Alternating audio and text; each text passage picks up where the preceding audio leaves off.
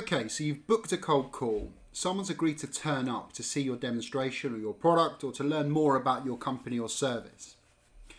When they first show up, one of the most important things to do is to set an agenda at the beginning of the call. It allows us to do a few things.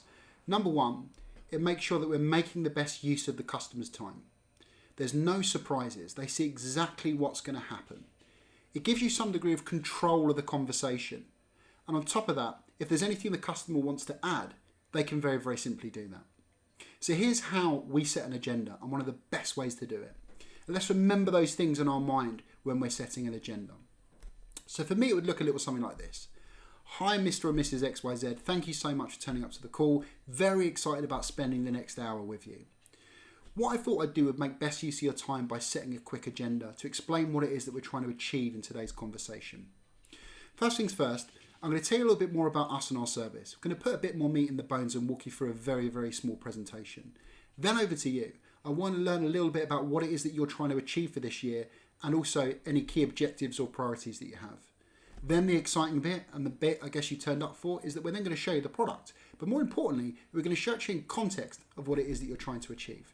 Then lastly, at the end, if there's time, we can talk about next steps and have a commercial conversation. How does that sound as an agenda? Now, I very deliberately asked that question, how does that sound as an agenda? So we can see if there's anything that they're unsure of or anything that they want to change or if there's anything they want to add to the agenda as well. So this gives them that opportunity to add anything in there.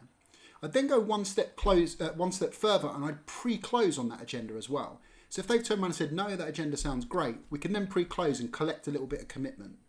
Great. So just to check, if we do demonstrate some value during the course of today's session, are you in a position to have a commercial conversation? That's deliberately a closed question. Once again, it's because we want a yes or a no from the customer, but then it also does something else. If they're not the right person to have that commercial conversation, or if they're unsure about having that commercial conversation, they can raise that very early in the conversation, which is key. So again, the importance of setting an agenda, it gives you control, no surprises for the client, and gives them the ability to add anything they want to add. Give it a go. Let me know how you get on.